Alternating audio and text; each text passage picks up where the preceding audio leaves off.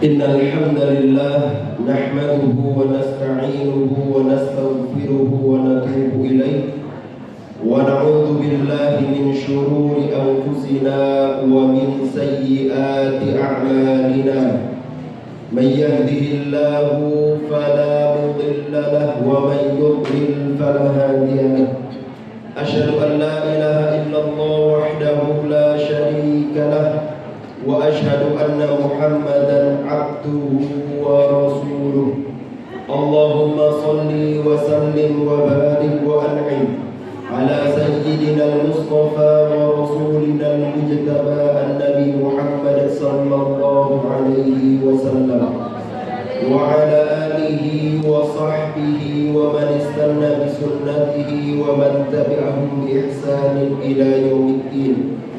قال الله تعالى في القرآن الكريم يا أيها الذين آمنوا اتقوا الله حق تقاته ولا تموتن إلا وأنتم مسلمون.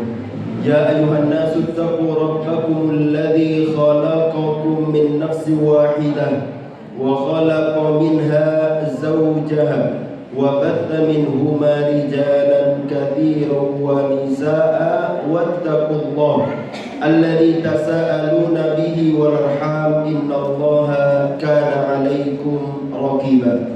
يا أيها الذين آمنوا اتقوا الله وقولوا قولا سديدا يصلح لكم أعمالكم ويغفر لكم ذنوبكم ومن يطع الله ورسوله فقد فاز فوزا عظيما. أما بعد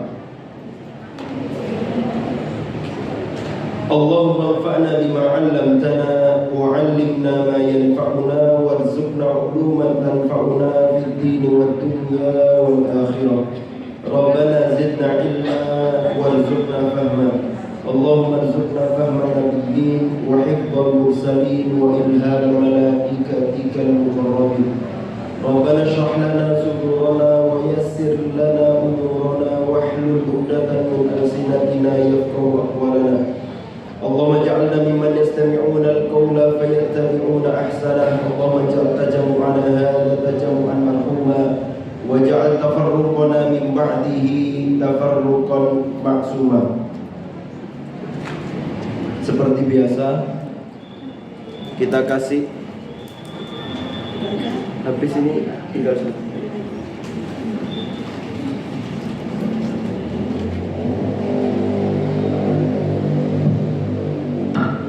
seperti biasa 1 menit untuk doa masing-masing karena di majelis ilmu tempatnya diistijabahkan doa. Jadi monggo apa yang ingin diminta mintalah kepada Allah Subhanahu wa taala. 1 2 3.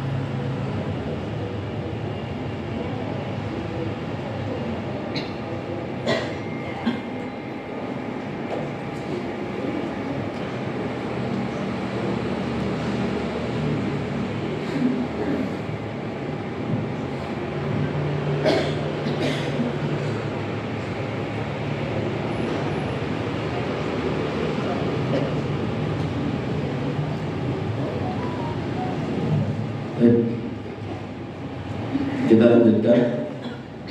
Yang pertama, marilah kita selalu bersyukur dan selalu memuji kepada Tuhan kita Allah Subhanahu wa taala, yang mana Allah Subhanahu wa taala telah menciptakan kita dan tidak melantarkan kita, tapi Allah Ta'ala betul-betul menjaga, merawat, dan memelihara kita. Dan Allah Ta'ala sangat cinta kepada kita, sehingga Allah Ta'ala tidak akan pernah memasukkan hambanya ke dalam surga kecuali karena sayangnya. Dan tidak mungkin hamba dimasukkan ke neraka oleh Allah kecuali Allah Ta'ala telah menawarkan kesayangannya, menawarkan rasa sayangnya, tapi hamba itu menolak untuk disayang. Maka semoga kita semuanya bisa menggapai rasa sayang dari Allah dengan syukur dan sabar kita, sehingga kita bisa kembali di sisi Allah Subhanahu wa Ta'ala. Yang kedua, marilah kita haturkan salawat kita dan salam kita kepada Nabi Muhammad sallallahu alaihi wasallam. Allahumma shalli wa sallim wa barik alaihi. Baik para bunda yang dirahmati oleh Allah, alhamdulillah kita bisa berkumpul kembali, bisa bersilaturahim kembali. Ini sambil nyari judulnya, ini apa ya kemarin ini? Kepribadian seorang wanita belajar dari wanita pertama. Masya Allah. Tadi saya dengar itu udah ada tebak-tebakan. Siapa wanita pertama gitu ya? Baik, sebelum itu lah. Kemarin ini semuanya sudah nonton apa namanya? Film kemarin itu yang dilihat di bioskop apa? Sanitizer apa sanitizer? Oh, sanitizer. Lihat semua. Kira-kira yang paling mengena itu apa dari film itu? Satu scene yang paling mengena kira-kira apa? Apa?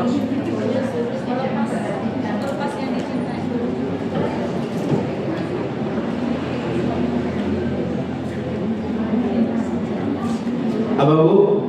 Melepas yang dicintai. Temenan. Bisa praktek enggak? Iya. Scene yang paling mengena itu adalah tulus melepaskan yang dicintai, mendapatkan gantinya apa? Sertifikat tanah.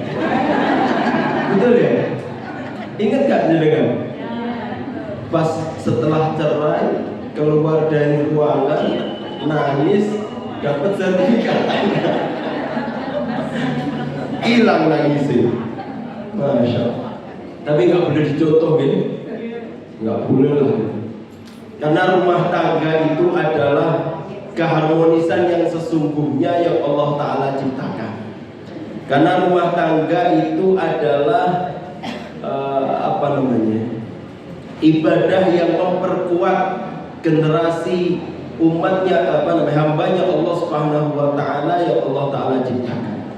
Karena awal dari penciptaan manusia antara orang pertama laki dan perempuan itu ibadah pertamanya adalah rumah tangga.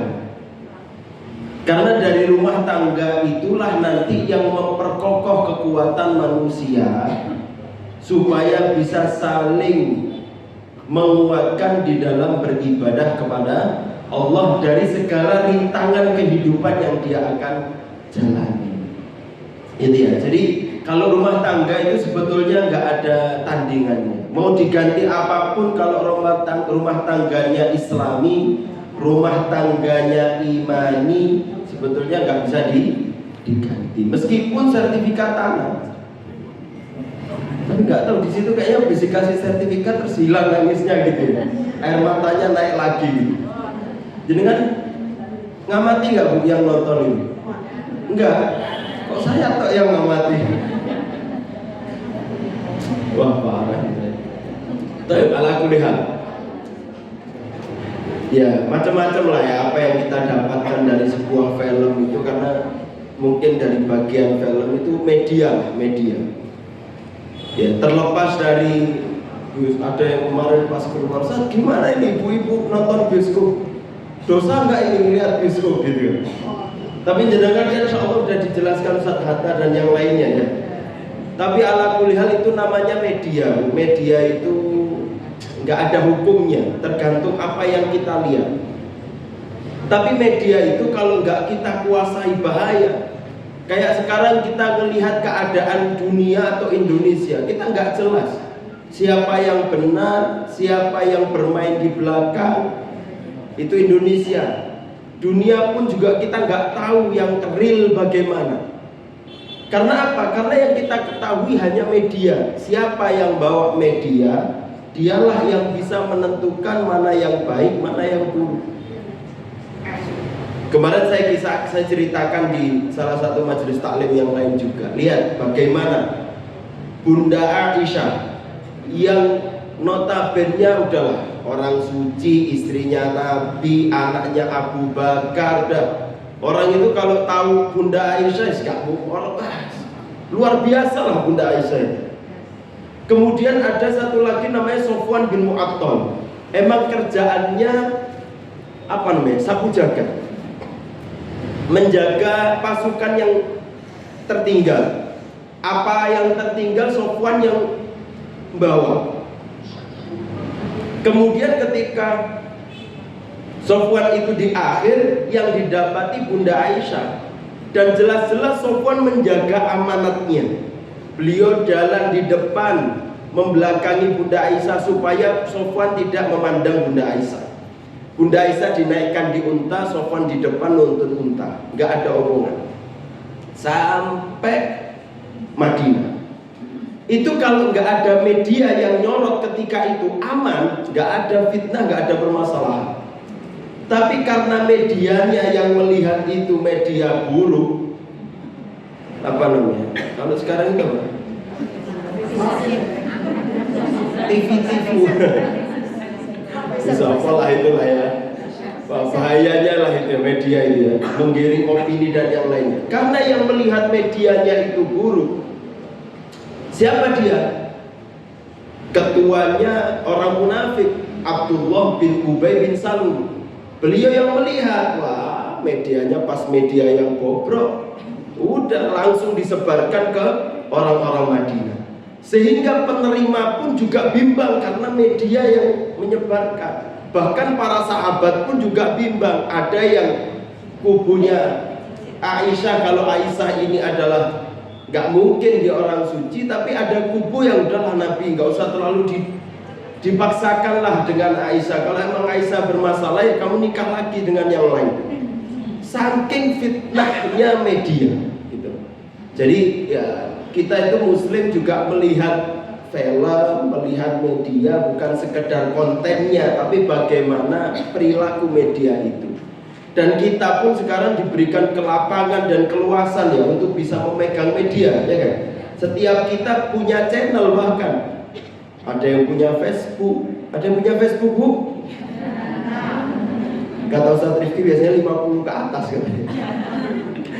Ada yang Instagram, ada yang Friendster, malah banget. Apa Yahoo, apa lagi? Apa Instagram, apa yang terbaru, WA dan yang lainnya lah. Maka kita pemegang kendali media. Kalau kita tahu persis itu kebaikan, share jadi media kebaikan. Tapi kalau masih ramah, masih samar, masih nggak jelas. Jamnya kok berubah-berubah, atau setengah 10 apa tak habis? 8:51. Oh iya, ini baru. Apa namanya? Jadi jenengan yang punya kendali itu, maka perbaiki. Kalau emang butuh share kebaikan, share kalau itu yakin jenengan adalah kebaikan secara ilmu. Tapi kalau tidak, masih samar-samar, jangan disebarkan karena akan membuat fitnah yang besar. Baik. Para bunda yang dirahmati oleh Allah Subhanahu wa taala, kita masuk ke kisah tentang manusia pertama. Kenapa sih kok kita harus belajar ini? Karena gini loh, hidup itu akan mudah kalau kita tahu asal usul kita. Hidup itu akan mudah kalau kita tahu latar belakang kita. Bahkan kita berteman dengan seseorang, kalau kita tahu latar belakang dia, kita akan mudah. Dan itu biasanya kalau pengalaman saja ya, kalau teman di pondok itu kan karena temennya macam-macam, sehingga ketika keluar itu lebih mudah untuk bergaul karena sudah apa. Bagaimana berkawan dengan orang Jawa, bagaimana berkawan dengan orang Medan, bagaimana karakternya orang Sunda, orang Madura. Ya kalau orang Sunda diajak ngomong kayak Madura, wis gak nyambung. Sing siji kelihatannya anggun-anggun, yang satu kelihatannya porak-poranda ya. Kelihatannya keras. Kayak saya kan juga aslinya sana, Surabaya Utara kan dekat Madura. Tapi itulah karakter-karakter yang bermacam-macam. Maka kita belajar tentang latar belakang manusia. Dan siapa manusia pertama? Siapa? Masya Allah. Manusia pertama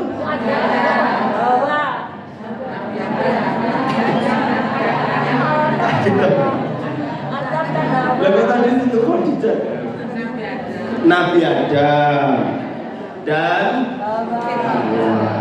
baik. Maka kita belajar itu ada kitab.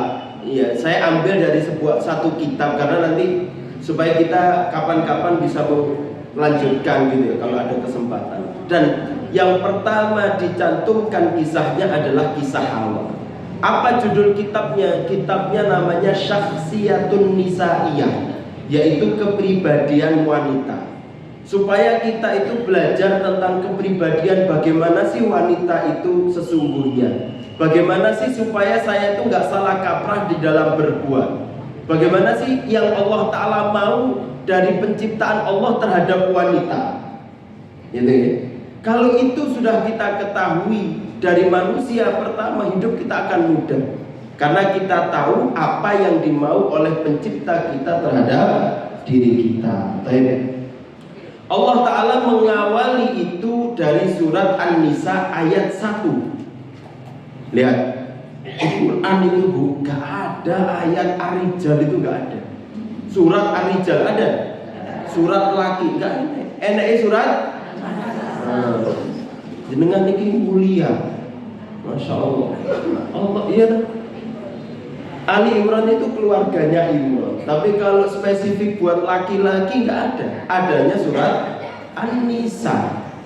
Padahal perempuan itu ngapunten, kalau kita naudzubillah, jangan sampai pernah berpikir negatif Islam mendiskriminasi atau memojokkan wanita, nggak ada. Sampai teori poligaminya nggak ada. Ngapunten ya kalau sampai sana ya. Ini pertemuan kita kedua sudah banyak menyerempet.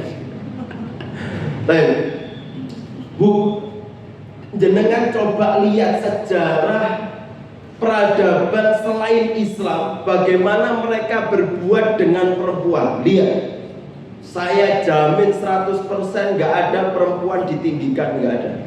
Ngapunten ya, gak ada. Bahkan di peradaban Yunani itu ya, Yunani itu peradaban paling tinggi itu filosof, orang ilmuwan yang kita pelajari dari apa namanya, Aristoteles, apalagi ilmuwan Yunani yang Aristoteles. Aristoteles. Terus yang lain? Sokrates. Kalau depan dengar Sokrates. Kalau dari belakang nggak dengar, Bapak. Dengarnya kates. Apa belum sarapan? Terus yang lain? Apa? Dan yang lainnya ya. Lah mesikulah Pluto dan yang lainnya. Plato. Terus gini Bu. Pertama filosof, yang kedua tentara, yang ketiga rakyat biasa. Itu undang-undangnya para Yunani itu menganggap seperti ini. Kalau para tentara itu ingin menghamili perempuan yang dibawa kastanya, itu bebas dan tanpa nikah. Kalau sudah menghamili punya anak, maka anaknya adalah abdi negara. anaknya itu jadi anak negara, jadi anak mulia. Bayangkan tuh. Jadi nggak ada yang memuliakan kecuali Islam. Maka kita bangga ketika kita jadi wanita muslimah. Bahkan Allah Ta'ala katakan, Allah Ta'ala punya surat An-Nisa. Ayat pertama Allah Ta'ala langsung jelaskan. Allah Ta'ala katakan, ya ayyuhan nas, wahai manusia semuanya, ittaqu rabbakum, bertakwalah kepada Tuhan kalian, alladzi khalaqakum, yang telah menciptakan kalian, min nafsin wahidah, kalian itu dari satu jiwa, gak ada perbedaan antara laki sama perempuan, gak ada. Emang jenis kelamin di dunia ini gak ada dua, Bu? Gak ada dua, gak ada gak ada lebih dari dua, kecuali ada yang dari Thailand. Kalau Thailand agak banyak ya jenis kelaminnya ya. Ada jenengan yang dari Thailand? Bangkok. Oh ya, dari Bangkok ada ya.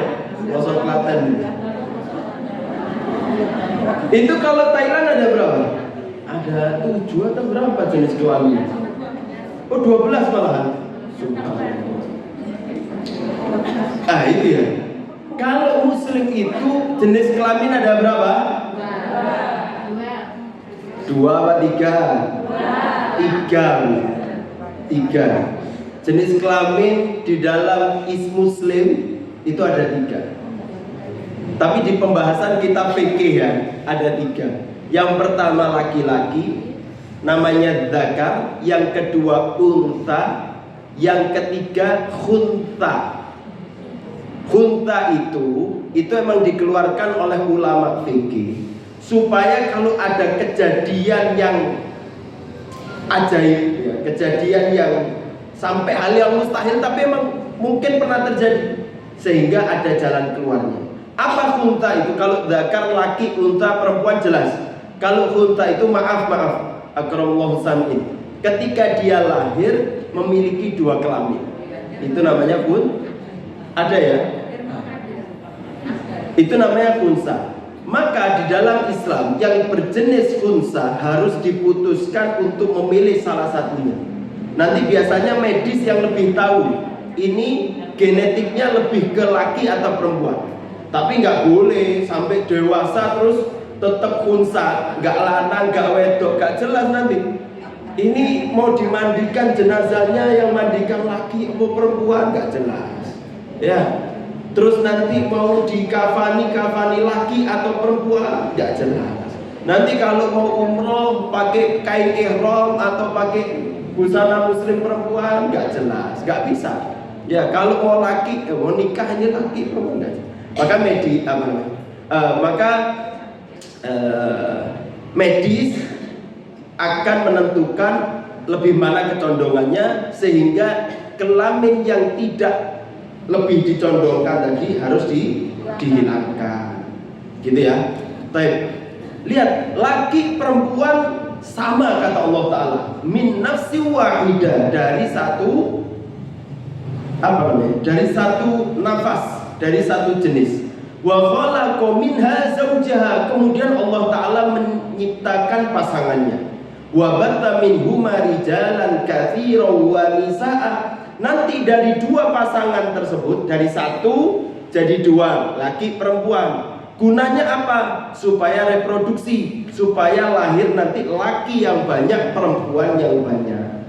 Lihat, apa gunanya itu? Wattaqullah alladzi tasaaluna bihi wal arham. Gunanya Allah Ta'ala menciptakan banyak manusia itu supaya saling bertakwa, supaya saling mempunyai hubungan, supaya saling merahmati. Ya, jadi kita semuanya ini sedulur, semuanya ini berkeluarga, karena kita ujungnya sama, keturunannya sama. Jadi saya bolo, Bu. Lek kira-kira enek sing sedo ya oleh cek enak ya oleh ya lek anake ya langsung, lek orang tuanya langsung, lek cek ato ya gak oleh ya. Gitu ya. Jadi kita itu adalah dari satu jenis, dari kata Allah Subhanahu wa taala. Baik. Dan di dalam Islam itu peranan wanita luar biasa. Lihat. Karena apa? Gini ya. Kalau jenengan lihat di dalam Al-Qur'an itu tidak ada nama perempuan yang dicantumkan di Al-Qur'an. Betul nggak? Siapa lagi? Maryam, siapa lagi? Betul, hanya itu. Maryam saja. Yang lainnya nggak ada, nggak disebutkan. Kenapa nggak disebutkan nama-nama wanita? Karena Allah Ta'ala ingin memberikan pesan, kehormatan wanita bukan dari namanya, tapi fungsinya. Oke ya. Kenapa Maryam harus disebutkan? Karena Allah Ta'ala ingin membersihkan nama anaknya nanti, supaya jelas Isa bin Maryam. Maka Maryam Allah Ta'ala sebutkan. Kalau yang lain nggak disebutkan sama Allah Ta'ala. Tapi fungsi yang paling besar dari wanita adalah zauj. Apa? Zauj ya, pasangan. Jenengan pernah dengar nggak kalau istri itu zaujah, betul ya? Kalau suami itu zauj. Saya kasih keterangan sekarang supaya kita paham. Jadi kalau makna zauj sama zaujah itu sekedar istilah, ditambahi tak marbuto supaya bisa membedakan antara suami dan istri saja. Dan itu sebetulnya pembahasannya di faraid, pembahasan tentang warisan, gitu ya. Tapi kalau di Quran itu nggak ada kalimat zaujah, adanya zauj. Jadi suami itu pasangan, istri pasangan. Sehingga betul-betul di Quran itu nggak ada pembedaan. Pasangan suami adalah istri, pasangan istri adalah suami. Jadi mereka itu memang adalah pasangan yang mempunyai kelebihan masing-masing. Jadi itulah fungsi utama. Jadi keutamaan perempuan adalah ketika dia mampu memaksimalkan fungsinya dia sebagai wanita. Ya, apalagi terutama sebagai istri. Lihat. Contohnya ya, Ibunda Hajar. Ibunda Hajar itu punya keutamaan yang luar biasa. Karena apa? Mampu mendidik Nabi Ismail tanpa seorang ayah yang ada di dekatnya. Tapi bagaimana Ibunda Hajar mampu menjelaskan kepada Nabi Ismail bagaimana peran ayahnya. Sehingga ketika ayahnya datang kepada Nabi Ismail memerintahkan sesuatu, Nabi Ismail gak mempertanyakan lagi, kamu sopo? Kok nyuruh-nyuruh kayak gitu, kamu siapa? Udah gak pertanyaan lagi, tapi udah kenal, oh ayahku adalah sifat yang sebagaimana ibuku mengisahkan. Itu keutamaannya Hajar luar biasa. Jadi perjuangan dalam hidupnya Ibrahim, begitu juga perjuangan hidupnya Hajar. Khadijah juga bagaimana berjuang dalam membersamai suaminya. Sumayyah, manusia wanita pertama yang syahidah di dalam Islam, karena berjuang bersama dengan suaminya menegakkan kalimat Allah di saat bambu yang akan ditusukkan oleh Abu Jahal di perutnya saat dihamil. Kuat di dalam tauhidnya. Kemudian Bunda Aisyah, Hafsah dan yang lainnya. Oke ya. Itu apa namanya? Menunjukkan bahwasanya wanita itu punya peranan tinggi di dalam Islam. Sekarang kita masuk di dalam kisah Adam dan Hawa.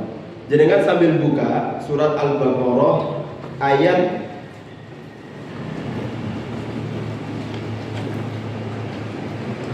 ayat 30. Lihat ya, Al-Quran itu pertama membahas tentang sifat-sifat. Nanti Allah Ta'ala langsung menjelaskan tentang kisah pertamanya, tentang manusia pertama itu. Di dalam surat Al-Baqarah ayat ke-30.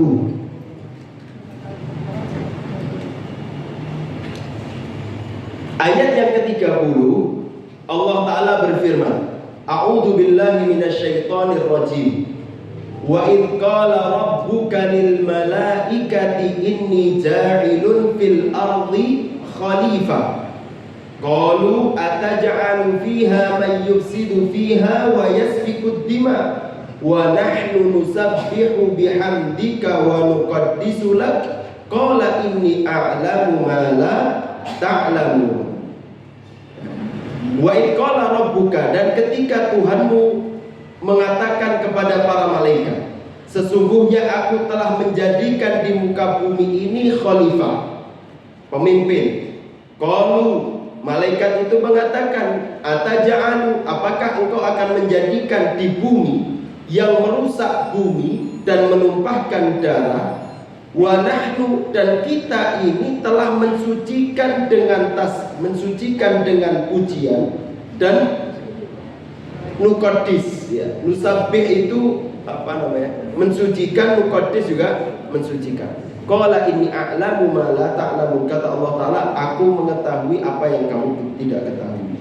Maka dari faedah dari ayat ini ada yang pertama, faedah yang pertama adalah Allah Ta'ala memberikan kabar kepada para malaikat.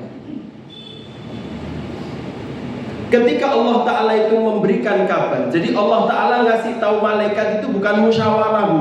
Kalau orang musyawarah itu biasanya kita minta musyawarah dengan orang lain karena kita nggak tahu supaya dikasih tahu. Tapi musyawarahnya Allah Ta'ala dengan malaikat itu memberikan kabar bahwasanya Allah Ta'ala ini punya makhluk yang akan diletakkan di muka bumi ini, punya tanggung jawab, punya tugas sebagai pemimpin di muka bumi. Oke ya, itu yang pertama. Yang kedua, tugasnya manusia yang Allah Ta'ala sisipkan adalah khalifah, pemimpin. Ya, pemimpin. Lah, pemimpin kemudian kata malaikat itu bilang, ya Allah, kalau kau mau jadikan, seakan-akan, ya Allah, kalau kau mau jadikan pemimpin di muka bumi. Wah, ini kalau ngelihat dari model apa namanya? Model penciptaannya, dasar bikinan adonannya. Wah, kalau kayak gini nih, ya kan, manusia itu kan diciptakan dari tanah. Jadi gini ya, Bu. Itu kalau nggak secara nggak langsung di dalam satu ayat itu ada 3 penciptaan yang Allah Ta'ala ingin kasih tahu ke kita di awal, bahwasanya ada 3 makhluk yang Allah Ta'ala ciptakan. Pertama adalah malaikat. Ini jadi pelajaran kita ya. Dalam kehidupan itu nanti biar kita tahu kita ini berdampingan dengan siapa sih makhluk Allah Ta'ala yang lain, gitu ya. Yang pertama ada makhluk namanya malaikat. Yang kedua ada makhluk namanya jin. Yang ketiga ada makhluk namanya manusia. Makhluk yang namanya malaikat diciptakan dari cahaya. Kenapa sih kok malaikat itu diciptakan dari cahaya? Karena persis dengan tugasnya. Tugasnya malaikat itu adalah manut dengan perintah Allah Ta'ala dan tidak boleh maksiat sama sekali. Makanya karakternya malaikat itu adalah la ya'suna ma amarallah wa yaf'aluna ma yu'marun. Dia tidak pernah maksiat. Maksiat itu nolak perintah Allah, gak pernah malaikat. Wa yaf'aluna ma yu'marun, dan melakukan setiap apa yang diperintahkan. Dan kalimat melakukan itu, Bu. Jadi gini ya, karakter malaikat itu bisa melakukan perintah Allah. Kalau kita sebagai manusia betul-betul taat kepada Allah, kita bisa ikuti bagaimana malaikat melakukan. Dan kalimat yaf'alu, melakukannya malaikat atas perintah Allah, itu bukan kayak kita kalau pas disuruh ya Allah, rotok kesel. Ini kan mau rotok ngomong ngotot tadi rotok keringetan ya Allah. Ya betul sih, Isa itu jam 7. Tapi kan ya diundur sih repot sih. Baru nyiapno masakan gawe bojo. Sik gawe sik cepat-cepat, sik enek kemanten pas iki pas make up gak mosok bar di make up baru maghrib terus wudu. Lah luntur make upnya. Kadung bayar muah apa muahnya?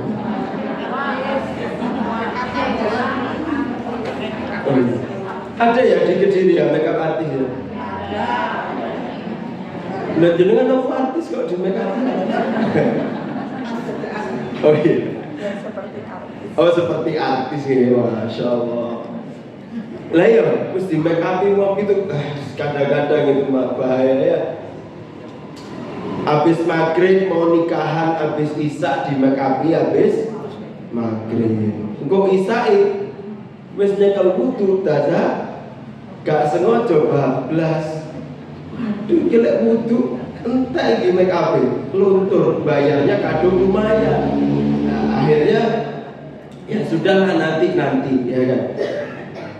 Tapi kalau malaikat itu punya karakter yaf'alun. Yaf'alun itu gini Bu, kalau ya'mal itu ketika melakukan ada yang dipikir. Saya ini mau mengamalkan apa ya? Itu namanya amal. Tapi kalau fi'il itu melakukan sesuatu tanpa dipikir. Pokoknya tahu langsung jalan, langsung lakukan. Itu namanya fi'il, yaf'alun. Lah malaikat itu kalau diperintah Allah gak pernah dipetung. Ya, yaf'alun, fi'il, yaf'alun. Malaikat itu kalau diperintah Allah gak pernah dipetung. Iki kok olehnya apa ya Allah ya? Engko iki lek aku sedekah kok balike piro ya? Engko lek aku salat kira-kira olehku apa ya? Engko lek aku ngikhlasno iki kira-kira timbal baliknya kok saya apa ya? Wah, semua dipetung. Pokoknya aku harus oleh, ya kan? Itu sifat kita itu, pokoknya harus ada ya, ada kembali. Kalau malaikat enggak, pokoknya kalau disuruh sama Allah Ta'ala yaf'al, langsung melakukan tanpa dipikir. Itu ya. Nah itu malaikat. Kalau yang kedua itu jin. Kalau jin itu diciptakan dari api. Nar itu ya obat mabit. Iya, cocok. Wes gak ngurus yang lain kena atau enggak, pokoknya kalau kelihatan sesuatu yang bisa dilahap sama api. Itulah tugasnya syaitan karena diciptakan dari api. Bagaimana syahwat yang menggebu-gebu dari jin itu, dari iblis itu, sehingga dia akan memberantas siapa saja yang mau ngikuti dia. Pokoknya semuanya dilahap sama jin. Kalau manusia itu diciptakan dari tanah. Dan tanah yang diciptakan oleh Allah untuk manusia itu bukan satu tanah. Tapi jenengan lihat di bumi ini, kira-kira tanahnya ada berapa macam tanah di bumi ini? Ono tanah hijau, ono tanah liat, ono tanah pasir putih ya. Jenengan jangan bawa pasir putih pulang ke rumah, nanti ada yang ngikuti. Masya Allah. Kemarin saya ngelihat itu ada video di online itu jual angin. Mana yang dijual angin Gunung Kidul nih. Dibuka terus dibau kayak minyak angin gitu. Kayaknya yang ngisi angin pakai minyak angin, jadi kebau angin. Ya kan, tanah di dunia ini kan banyak ya. Ada tanah merah, tanah putih, tanah coklat, tanah. Dan itulah akhirnya Allah Ta'ala ciptakan manusia dengan beragamnya. Ada putih, ada coklat, ada hitam, ada yang saking hitamnya jadi ungu. Ada yang saking putihnya jadi merah muda. Di Sudan itu Bu, wah Masya Allah, itu coklat jadi manis kalau di Sudan. Ya tapi emang karena orangnya seperti itu ya. Ada orang Sudan putih mukanya, Masya Allah, kok tumben di Sudan ada putih. Lah kok subhanallah ya, gak sengaja ngeliat kakinya jual. Ya paling make upnya kuat ini kayaknya. Nah luar biasa. Nah itulah manusia itu diciptakan dari tanah yang bermacam-macam. Dan karakter tanah pun juga bermacam-macam. Ada yang disiram air nyesep, ada yang disiram air belenyek, ada yang disiram air ngembeng, ada yang disiram air gak nyesep sampai lama. Di Sudan itu kalau hujan sekali itu banjirnya seminggu karena emang nyeresepnya lama. Ya manusia juga ada yang karakternya kayak gitu. Ada yang dikasih tahu cepet nangkep, ada yang dikasih tahu Masya Allah butuh diistighfari berkali-kali, diruqyah berkali-kali ya. Wes, ya itulah manusia. Ada tanah itu yang gampang lebur, ada tanah itu yang keras, ada tanah itu yang halus, berkerikil, macam-macam. Manusia pun juga seperti itu. Dan itulah Allah Ta'ala, kenapa Allah Ta'ala ciptakan manusia dari tanah, karena tugas dan sifatnya seperti itu. Dan tugasnya di bumi emang seperti itu, manusia bisa berbaur dengan yang lain. Baik, sekarang kita lanjutkan. Sekarang khalifah. Ketika Allah Ta'ala menciptakan manusia di muka bumi ini sengaja kita cerita Adam, karena mau gak mau ketika kita adalah ngapunten para wanita dari Hawa, sifatnya seperti sifat ibunda Hawa, maka Hawa pun juga dari Adam. Karena ketika kita sebagai istri tahu program utama suami, maka kita sebagai istri akan lebih mudah untuk menjalani kehidupan. Gitu ya. Lihat apa yang diprogramkan Allah Ta'ala untuk Adam. Allah Ta'ala memprogramkan Adam atau manusia sebagai khalifah, pemimpin di muka bumi ini. Khalifah itu adalah mewakili Allah Ta'ala di muka bumi ini. Dan mewakili Allah Ta'ala, kata malaikat bilang, ya Allah, ini akan merusak. Kita ini sudah suka bertasbih, suka berzikir, tapi kata Allah Ta'ala itu gak cukup. Seakan-akan bilang gitu, itu gak cukup. Kalau untuk menjadi khalifah di muka bumi, hanya beribadah, hanya bertasbih gak cukup. Kita beribadah saja di muka bumi ini gak cukup. Harus ditambah dengan wa'allama Adamal asma, harus ditambahi dengan ilmu. Maka ketika kita punya ilmu dan kita punya tasbih, punya zikir, punya ibadah kepada Allah, maka kita akan mampu menjadi khalifah di muka bumi, mampu menjalankan programnya Allah Subhanahu wa Ta'ala, mampu menjadi utusan Allah Ta'ala yang baik di muka bumi dengan ilmu dan zikir. Dan ini ya, kadang kita itu banyak yang sudah belajar tapi hati semakin keras. Ada yang banyak ibadah tapi nggak nambah kualitas ibadahnya. Karena apa? Karena tidak ada keseimbangan antara dua. Nggak seimbang antara ilmu dan ibadahnya atau zikir. Ilmu itu sifatnya panas, zikir itu sifatnya dingin. Kalau kita menambah ilmu dengan berzikir, artinya gini, ketika kita dapat ilmu, kemudian kita zikiri diri kita bahwasanya oh iya ya, ilmu yang disampaikan adalah untukku, ilmu yang disampaikan adalah kebutuhanku, ilmu yang disampaikan untuk membenahi diriku, maka kita akan aman untuk menjalankan ibadah. Karena ada zikirnya untuk mengingat Allah. Tapi kalau ilmu tidak untuk mengingat Allah, ilmu itu akan keras. Oke ya. Jadi untuk menjadi khalifah hidup di muka bumi ini dengan baik, pegang dua. Perbanyak ilmunya, perbanyak zikirnya kepada Allah Subhanahu wa Ta'ala. Apa sih gunanya Allah Ta'ala memberikan ilmu kepada Nabi Adam? Supaya Allah Ta'ala mampu memerintahkan Adam untuk memakmurkan bumi. Jadi kita ini ketika diciptakan di bumi supaya kita mampu memakmurkan, dan itu tugasnya seorang lelaki. Tugasnya seorang istri adalah mendorong suami untuk ayo kita makmurkan bumi ini. Bagaimana memakmurkan bumi? Apalah yang bisa membuat kebaikan di bumi ini supaya orang itu kembali untuk menyembah Allah Subhanahu wa taala. Oke ya.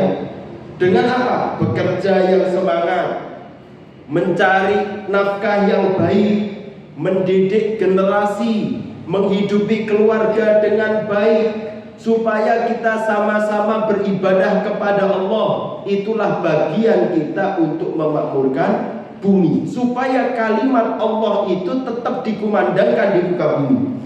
Kalau suatu ketika di muka bumi ini tidak ada kalimat Allah lagi, apa yang terjadi? Diambil sama yang punya, bu kontrakan entek mulai kiamat, gitu. Kalau nggak ada kalimat Allah. Tapi kalau kalimat kumandang azan masih ada, berarti bumi masih terberkahi. Berarti bumi masih dimakmurkan oleh hambanya Allah Subhanahu wa ta'ala. Itu tugasnya ya. Qala inni a'lamu ma la ta'lamun. Kemudian Allah Ta'ala mengatakan, wa 'allama Adama al-asma'a kullaha tsumma 'aradahum 'alal malaika. Tinggal sedikit lagi kita singkat. Wa 'allama Adama al-asma'a kullaha tsumma 'aradahum 'alal malaika faqala anbi'uni bi asma'i haula in kuntum shadiqin. Lihat. Allah Ta'ala mengatakan apa yang diajarkan oleh Allah Ta'ala pertama kepada Nabi Adam.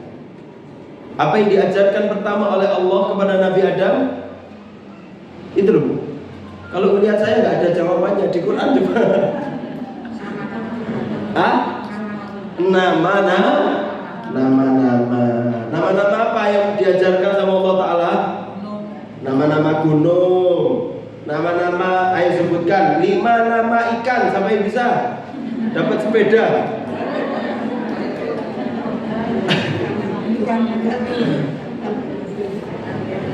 Oke ya, diajarkan oleh Allah nama. Coba. Allah Ta'ala mengajarkan pertama kepada Nabi Adam tentang nama. Allah Ta'ala pertama kali mengajarkan kepada Nabi Muhammad yang kita sebagai umatnya apa? Iqra, baca. Apa yang kita baca? Baca apa yang pernah diajarkan oleh Allah Ta'ala kepada Nabi Adam. Kan gitu kan? Apa namanya? Conclusionnya kan gitu, hasilnya kan gitu, ringkasannya kan gitu. Berarti apa yang kita baca, apa yang diajarkan oleh Allah kepada Nabi Adam. Apa yang diajarkan oleh Allah kepada Nabi Adam? Nama-nama. Kenapa sih kok nama yang diajarkan? Kenapa kok nggak yang lain? Allah Ta'ala ngajarkan tauhid, Mama. Allah Ta'ala ngajarkan tentang membedakan antara ijazah palsu dan palsu. Astagfirullahaladzim.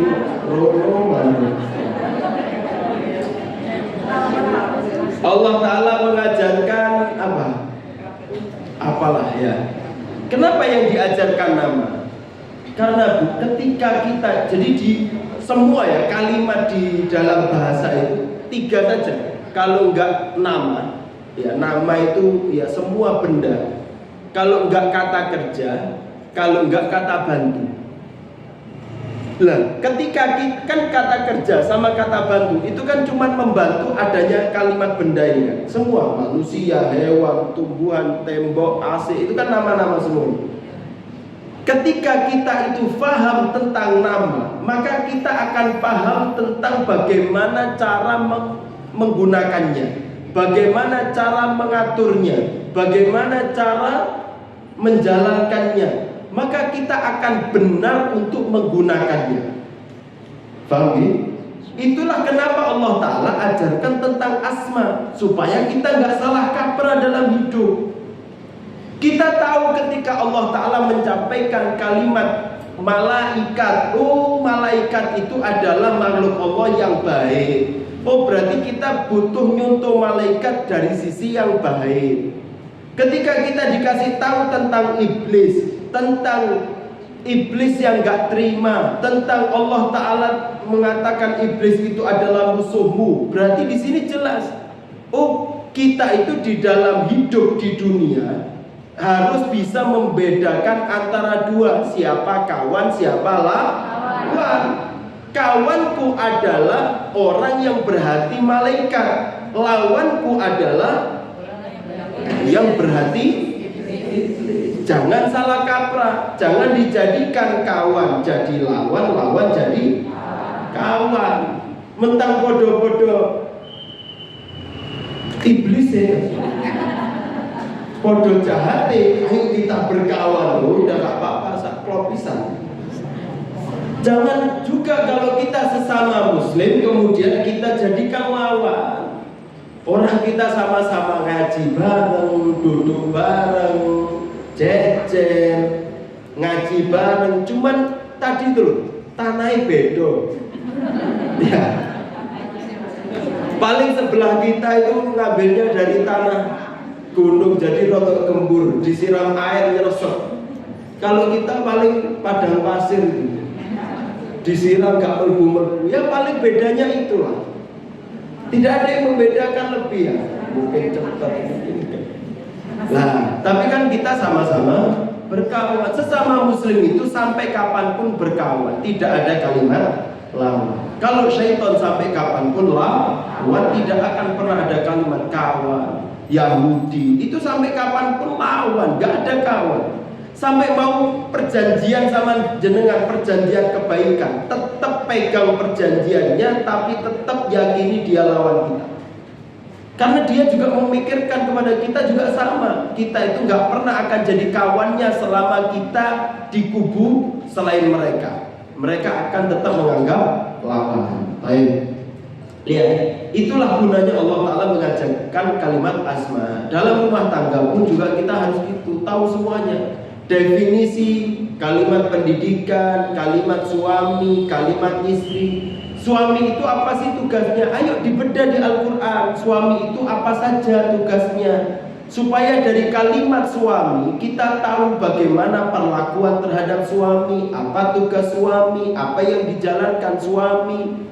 Definisinya apa sih suami itu? Jadi istri juga apa sih definisinya istri? Itu harus dikaji. Kalau kita tahu posisi, tahu definisi masing-masing, kita akan tahu bagaimana memperlakukan anak itu bagaimana. Kalimat qurrata a'yun di dalam Al-Quran itu apa sih maksudnya? Kalau kalimat qurrata a'yun nggak pakai definisi Quran, yo, ini loh, aku itu pengen kalau aku punya anak nanti yang menyejukkan mata itu ketika anakku nanti punya perusahaan yang besar, gajinya banyak. Alah, nanti soal gampang lah, nanti tak mintakan legalitas SMK di Sydney. Sumpaman loh ini, sumpama. Atau di Australia lah. Sumpama ini nggak ada nyinggung apa-apa, gitu ya. Terus si istrinya, bukan gitu Pak. Yang bikin penyejuk mata kita anak itu bukan jadi pengusaha, tapi ya bisa meneruskan langkah bapaknya. Loh piye carane Bu? Ngene lho gampang. Aku punya saudara yang bisa memutuskan itu semuanya. Loh ini cerita loh Bu, nggak tahu loh, ini cerita aja nih. Yo ngarang-ngarang aja cerita. Seumpama gitu ya.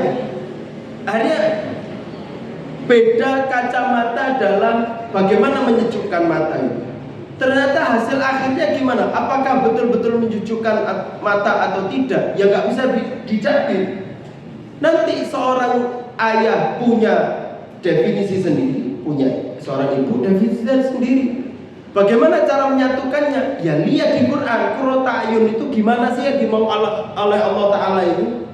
Oh, qurrata a'yun itu adalah yang taat kepada Allah, yang soleh, yang baik. Insya Allah akhirnya sama. Seorang ayah akan mendapatkan kebahagiaan, seorang ibu juga akan mendapatkan kebahagiaan. Sampai akhirat mereka tidak akan pernah saling menuntut karena jelas definisinya diterapkan. Baik. Sekarang selanjutnya, qalu subhanaka la ilma lana illa ma 'allamtana innaka antal alimul hakim. Qala ya Adamu anbihum bi asma'ihim falamma anba'ahum bi asma'ihim qala alam aqul lakum inni a'lamu ghaibas samawati wal ardh wa a'lamu ma tubduna wa ma kuntum taktumun. Lihat. Di sini malaikat ketika tahu ya Allah Ta'ala mempunyai hal yang lebih diketahui, bukan malaikat tahu ya. Ketika Allah Ta'ala memberikan alasannya, malaikat itu langsung nurut, langsung oh ya Allah, maaf ya Allah, saya itu nggak tahu apa yang engkau ketahui, gitu ya. Kemudian bahkan Allah Ta'ala tunjukkan kepada para malaikat bahwasanya Nabi Adam itu betul-betul sudah diajarkan oleh Allah Subhanahu Wa Ta'ala. Kemudian wa in qulna lil malaikati isjudu li adama fasajadu illa iblis aba wastakbara wa kana minal kafirin. Kemudian ketika Allah Ta'ala perintahkan, nih ini hambaku yang sudah Allah Ta'ala muliakan namanya manusia dengan tugasnya dan apa yang telah diberikan oleh Allah, maka ini menjadi makhluk yang mulia. Sekarang semuanya sujud atas perintahku kepada makhluk. Malaikat gak pakai tanya lagi, sudah tidak mempertanyakan lagi, tinggal manut kepada Allah. Bukan soal nyembah manusianya, tapi mematuhi perintah Allah. Tapi ada yang kecele ini, satu makhluk ini masih mempertanyakan tentang ya Allah, gak podo ya Allah, lek aku dikongkon sujud, lah aku iki sapa? Aku iki diciptakan dari api, dia dari tanah. Api ini jelas-jelas lebih mulia. Wong aku ini anak konglomerat terus mosok suruh ikut anak. Ya, orang kita lulusan S3 mosok ngikuti ijazah gak jelas. Iki opo tuh bahasanya? Iya.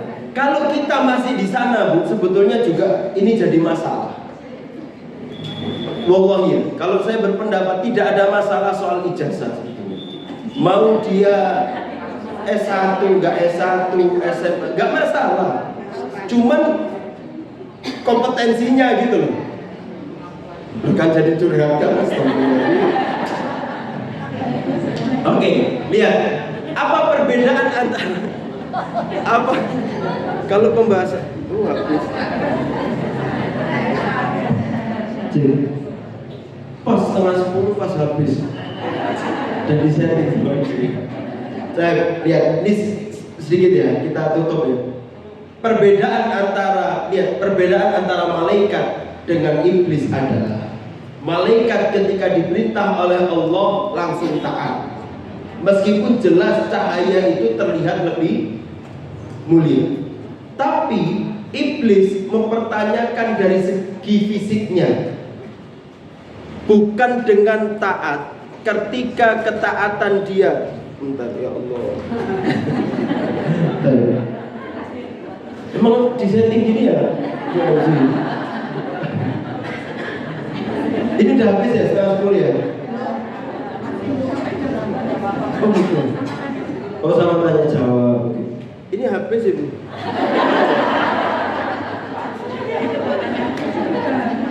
Oh ya sudah.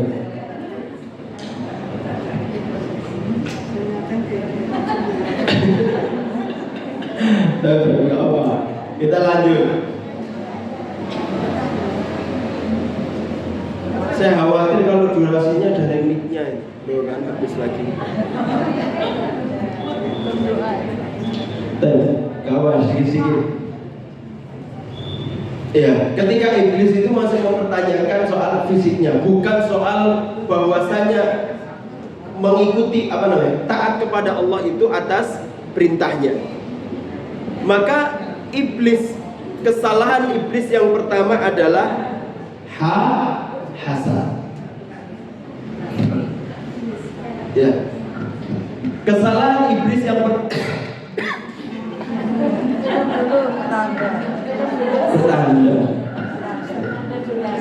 Bukan karena ngerasani.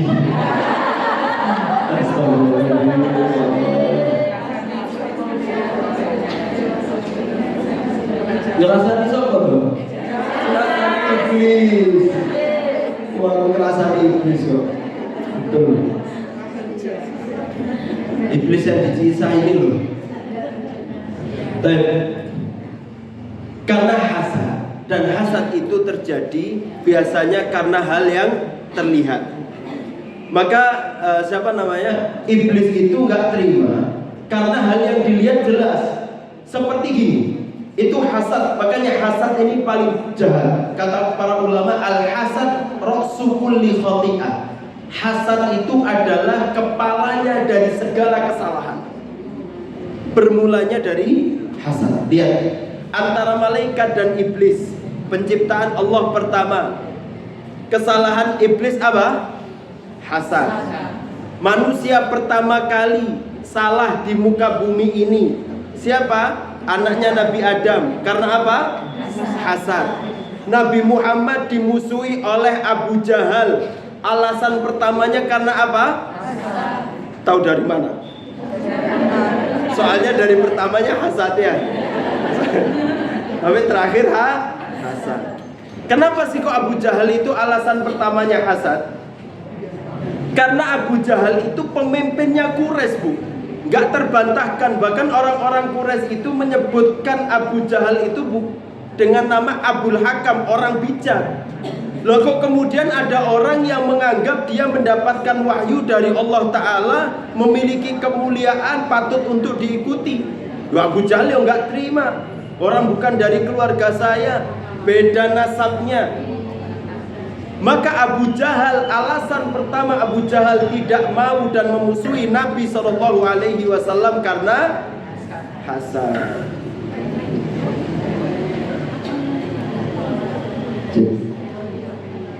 Ini masih ada satu ini, insya Allah. Di prank. Gak apa-apa. Gitu ya Bu ya.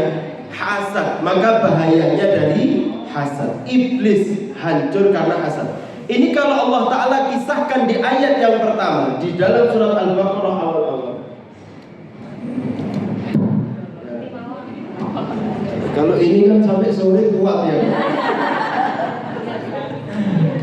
Masya Allah masih. Lihat Bu, kalau itu yang pertama kali Allah Ta'ala contohkan dalam kisah. Gini ya Bu, kenapa sih di Al-Quran itu kok sepertiganya banyak cerita, ya kan? Kisah, bahkan ada yang bilang 3/4, ada yang bilang sepertiga, ada yang bilang ada 140 lebih kisah di dalam Al-Quran itu. Kenapa sih kok banyak kisah? Karena gini, ketika kita tahu kisah, kita itu akan mendapatkan contoh yang konkret dari teori yang abstrak. Paham ya? Teori itu, ilmu itu kalau diajarkan kepada kita tentang jujur, kita tuh masih nanya-nanya, jujur itu gimana sih? Oh gitu definisinya. Terus gimana cara ngamalkannya ya? Contohnya gimana ya? Oh orang yang punya kepribadian itu seperti ini. Oh gimana ya contohnya?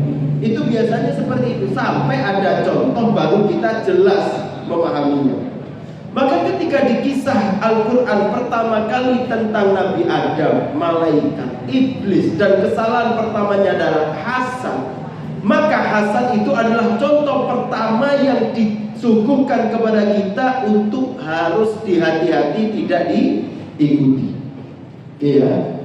Jadi untuk mengikuti sesuatu itu mengukurnya dengan visi, mengukurnya dengan apalagi sekarang, naudzubillah. Orang yang paling bijak itu apa sekarang Bu? Orang yang paling didengar omongannya itu apa? Influencer, ya. Selain itu apa? Penguasa, apalagi? Enggak juga. Orang punya uang, iya.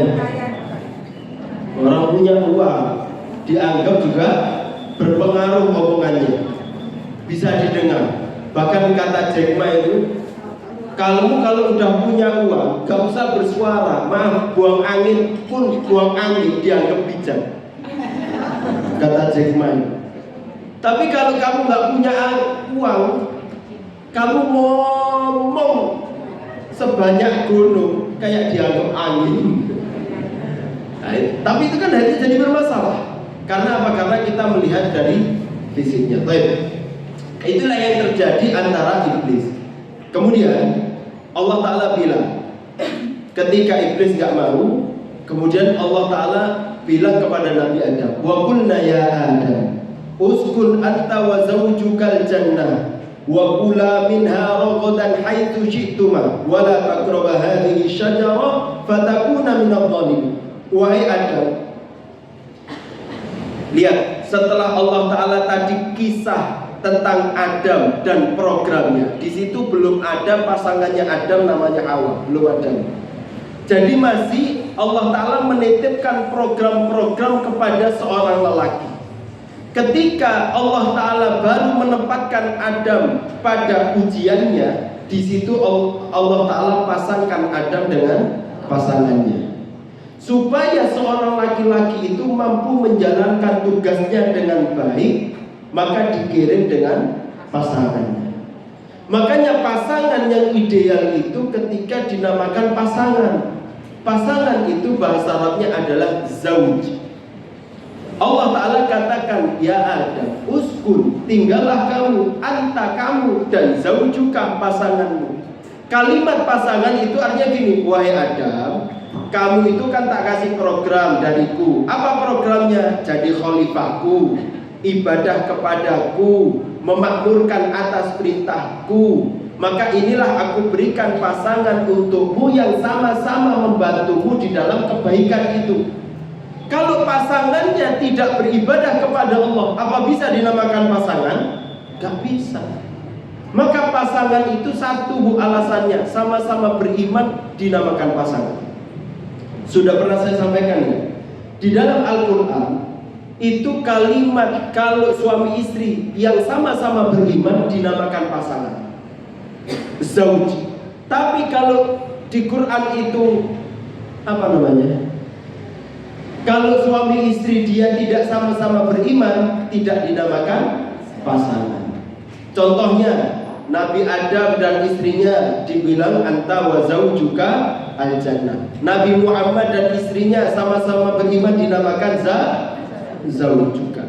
Tapi ketika siapa namanya? Nabi Lut dengan istrinya dibilang zauja. Enggak, karena apa? Karena istrinya enggak beriman. Allah Ta'ala bilang, daraballahu mathalan ladzina kafaru imra'atan Nuh wa imra'atan Lut, bukan zauj. Paham ini? Jadi, iya. Asia binti Muzahim, istrinya Fir'aun. Asianya beriman, Fir'aunnya enggak beriman. Dinamakan zauj? Tidak, imra'ata Fir'aun. Jadi maknanya gini, seorang pasangan itu cukup dengan satu alasan sebetulnya, sama-sama beriman. Dan juga gini juga, kalau ada masalah, kenapa sih supaya gini Bu ya? Kalau umpama pasangan ini ya, namanya pasangan itu kan berarti dari satu jenis. Kalau sandal kita kanan betul sama-sama sandal, tapi yang kanan swallow, yang kiri eger. Satu jenis gak? Gak satu jenis. Yang kanan sepatu, yang kiri bakia, gak satu jenis. Atau sama-sama yang kanan swallow, yang kiri tapi ya kanan juga swallow, gak sama. Jadi ketika pasangan itu, ketika ada satu jenis yang sama, kemudian dia berbeda, tapi dia bisa saling melengkapi. Jenis yang sama ini adalah sama-sama nyembahnya Allah, sama-sama iman. Jadi kalau dalam rumah tangga itu Bu, kalau satu ini bisa diselesaikan, insya Allah rumah tangga aman sampai akhirat. Apa itu? Satu saja, imannya disamakan. Seiman. seiman bisa ya, seiman ini secara umum. Tari iman disamakan itu artinya gini, kalau bapaknya imannya naik, ayo ibunya juga naik. Kalau ibunya naik, bapaknya ayo diangkat juga untuk naik. Karena iman ada yang beda meskipun seiman. Contohnya gini Bu, bolehkah seorang suami mensedekahkan semua hartanya sak rumah-rumahnya untuk yayasan yatim piatu? Boleh nggak Bu? Kenapa nggak boleh? Nah, nanti keluarganya nggak makan, ternyata ya betul. Ini mau tak terus saya suka nanti. Tapi nggak apa-apa. Tapi bagaimana kayak Abu Bakar itu mensedekahkan semua hartanya untuk Nabi? Sampai apa yang kamu tinggalkan untuk keluargamu? Habis loh itu Abu Bakar, Bu. Habis. Terus ditanya sama Nabi, apa yang ditinggalkan untuk keluargamu? Apa Bu? Allah dan Rasulnya. Kira-kira kalau suami kita bilang gitu, pulang, mas TKB mas, surat-surat ente. Terus sisa gaya aku apa mas? Allah dan Rasulnya.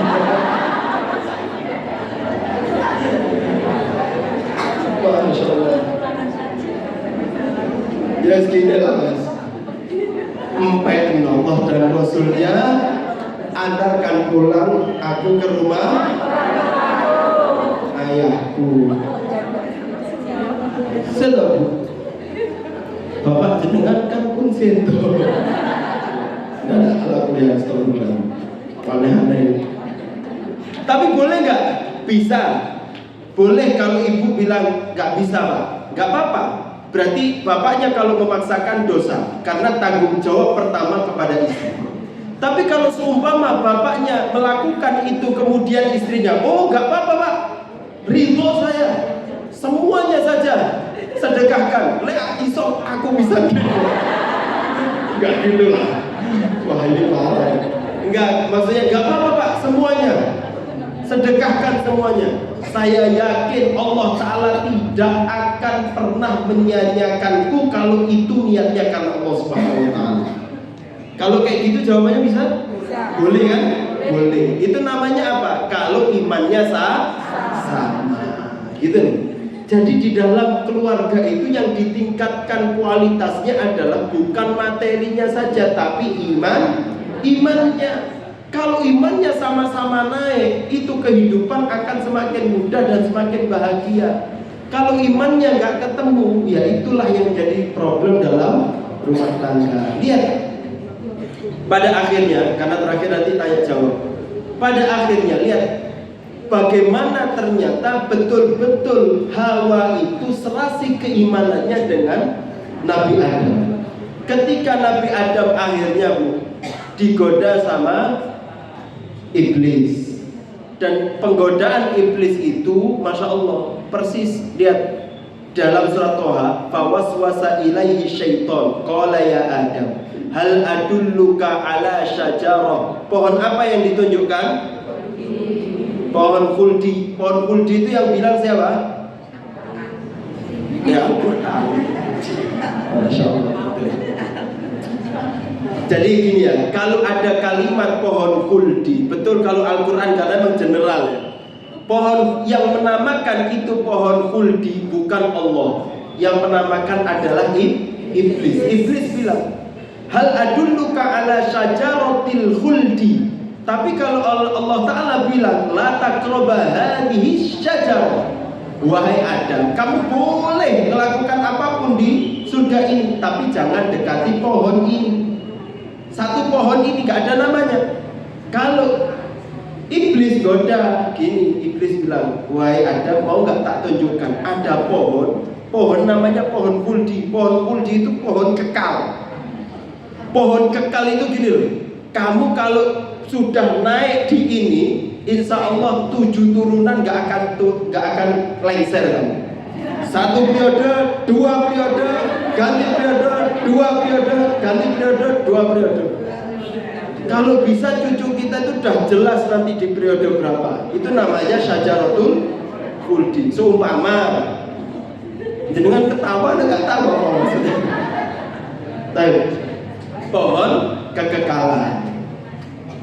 Ngapunten ya, ini ya gitulah ceritanya. Siapa yang menunjukkan kekekalan? Iblis. Wa mulkin la yubla, dan kerajaan yang tidak hancur. Jadi manusia itu Bu, dari dulu itu cuma diiming-imingi dua ini loh sama iblis itu. Yang pertama adalah supaya kekal, supaya tidak akan punah, supaya tidak akan kadaluarsa. Kan gitu kan? Le ayu ayune awet saumur hidup, le enom awet saumur hidup, le urip awet gak tahu mati. Ya, le megang uangnya awet gak tahu ditokno. Pokoknya awet. Ya tuh, itu kan. Padahal kan sunnatullahnya nggak ada semua yang awet. Semuanya itu kullu syai'in bimikdar, ada takdirnya. Kadang ketika kita dapat takdir diambil oleh Allah, kita nggak terima. Karena apa? Karena selama ini kita mendengarkan hasutan iblis. Awet, giliran diambil gak terima loh. Sunnatullahnya Allah Ta'ala memberi, Allah Ta'ala ambil. Pertama. Yang kedua, kita itu takut kehilangan. Takut kerajaan yang kita bangun itu hancur. Sehingga iblis menggodakan itu, dua itu, kekal dan kerajaan. Punya ya gak hancur. Itu yang digodakan oleh iblis.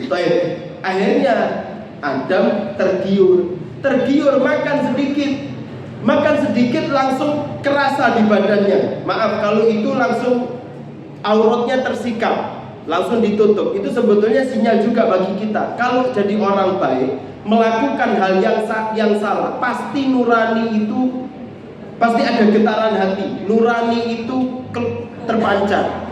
Ada hal yang beda kita rasakan. Ketika itu kita rasakan, sebagaimana Adam merasakan, langsung ditinggal makanannya, langsung ditutup apa yang menjadi kesalahannya. Kemudian apa yang dilakukan oleh Adam? Fatalaqqa Adam bikalimat. Kemudian Adam langsung minta ampun kepada Allah. Allah Ta'ala ajarkan kalimat untuk bagaimana Adam bertaubat kepada Allah Subhanahu wa Ta'ala.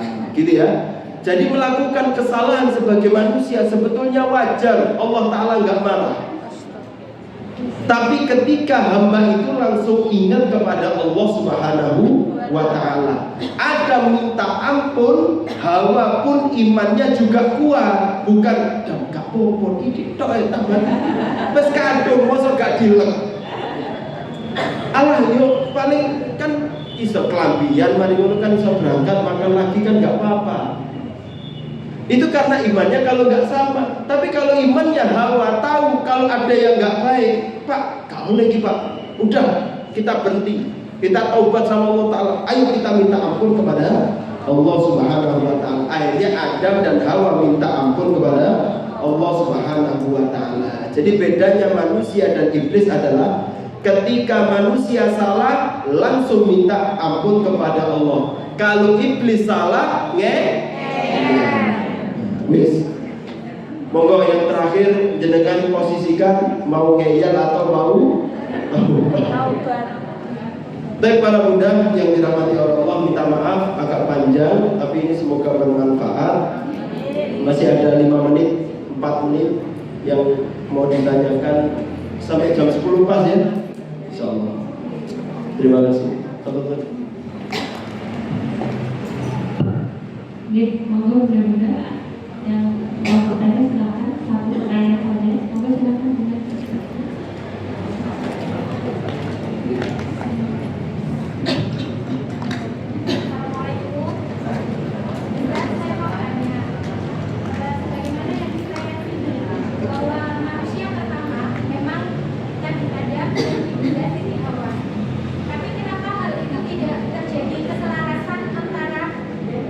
Ilmu Islam yang kita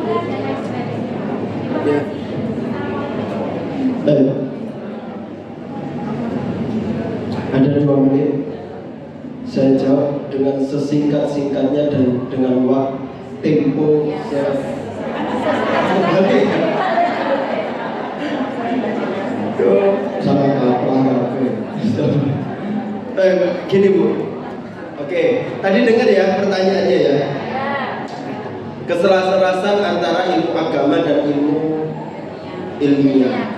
Gini. Tadi jelas sebetulnya dari kalimat wa'allama Adam itu jelas bahwasanya ilmu itu dasarnya dari Allah. Yang membedakan kita dengan ilmuwan selain Islam adalah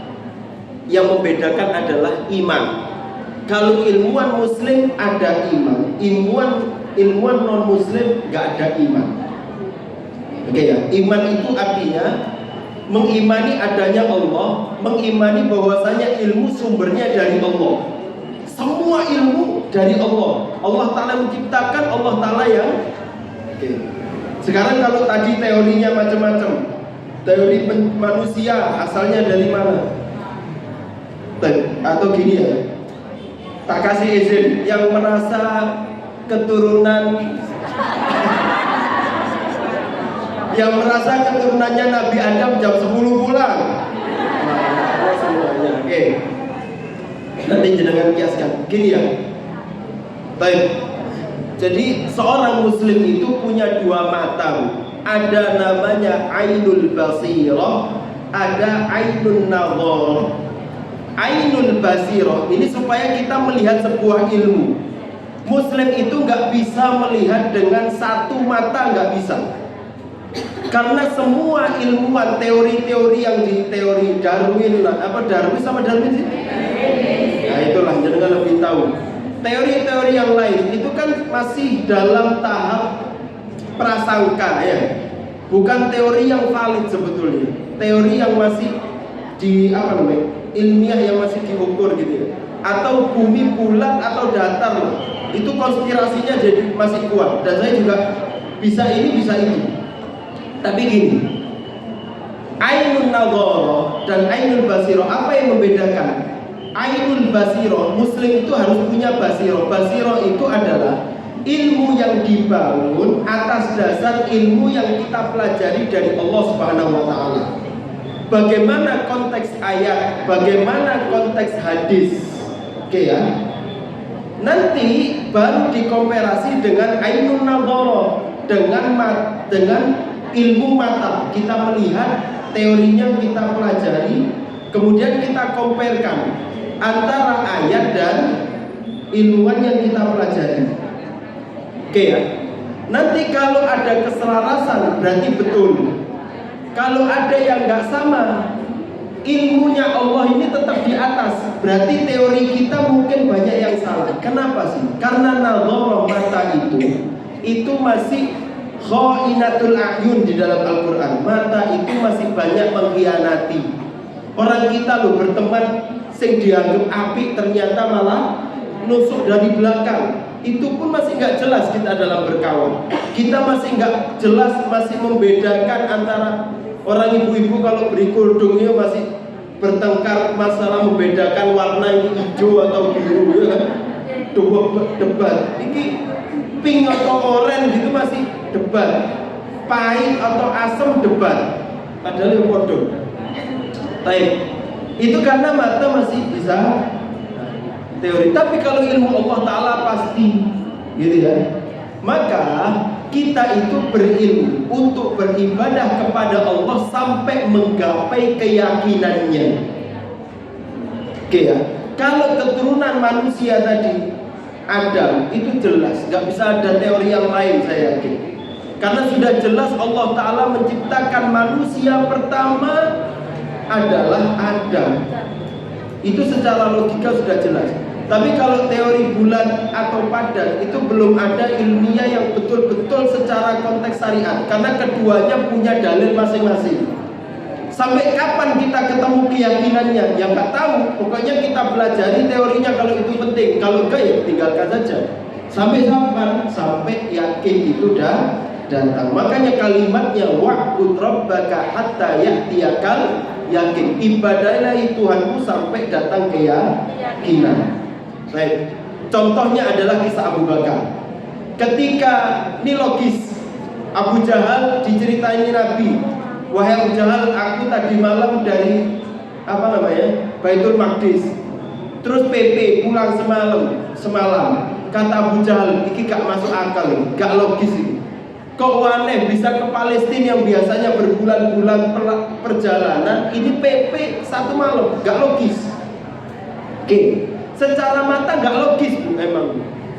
Tapi ketika disampaikan kepada Abu Bakar melihatnya bukan logis, bukan dengan mata. Karena ilmu agama tidak bisa cukup dengan mata, tapi dengan basiroh, dengan ilmu, dengan apa yang disampaikan oleh Nabi. Oh, kalau Nabi yang bilang, Nabi itu menyampaikan karena wahyu dari Allah. Kalau Allah pasti benarnya, ilmu 100%. Maka kata Abu Bakar, jangankan soal itu, wahyu setiap hari turun saya percaya dari langit. Tembok putih dibilang Nabi hitam, saya percaya hitam. Ini lampu ini terang ini, Nabi bilang sekarang gelap, saya percaya gelap.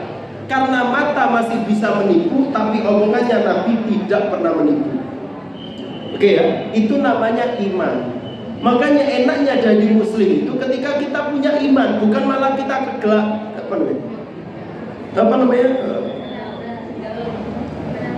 meraba atau malah kelabakan, bukan gitu. Malah jelas ketika ada kalimat konteks ayatnya, itu malah jelas, oh ternyata inilah hasilnya, ini hasilnya, tinggal teorinya kita cari sampai sana. Makanya Bu, pencetus semua ilmu itu sebetulnya muslimin semuanya. Karena muslimin punya iman, muslimin tahu caranya sampai sana. Jenengan pakai sepatu hak, tahu? Kalau kemanten jenengan waksi jalan pakai sepatu hak itu yang ada, jenengan tahu nggak sejarahnya itu siapa yang pakai dulu pertamanya? Itu Ratu Eropa. Kenapa dia pakai gitu? Karena Eropa belum mengenal kebersihan. Karena di jalan-jalan itu masih banyak kotoran manusia yang berkelipangan. Sehingga ratu kalau di jalan itu harus pakai sepatu yang tinggi supaya kakinya nggak terkotori. Padahal timur ketika itu, dunia Arab itu sudah bersihnya luar biasa. Karena apa? Dari Islam. Gitu. Jadi kalau ada toilet, ada kebersihan, ada ilmu matematika, ada fisika, ada kimia, ada terbang, semuanya itu rujukannya aslinya Islam. Monggo jenengan cari. Semuanya itu muslimin Islam. Pesawat terbang yang jenengan sekarang seneng naiknya itu, siapa pencetus pertamanya? Muslimin, Abbas bin Firnas. Siapa yang mencetus kedokteran? Muslimin semuanya. Kenapa muslimin bisa mencetak rekor itu? Karena muslimin punya iman. Diatur gimana caranya, ini saya pasti dapat ke bagaimana patennya Allah Ta'ala ini. Mencari sampai ke sana, mencari sampai ke sana. Kalau orang punya iman itu nggak akan pernah ada kalahnya, karena dia yakin selama Allah Ta'ala menolong, ini tidak akan pernah berhenti. Gitu.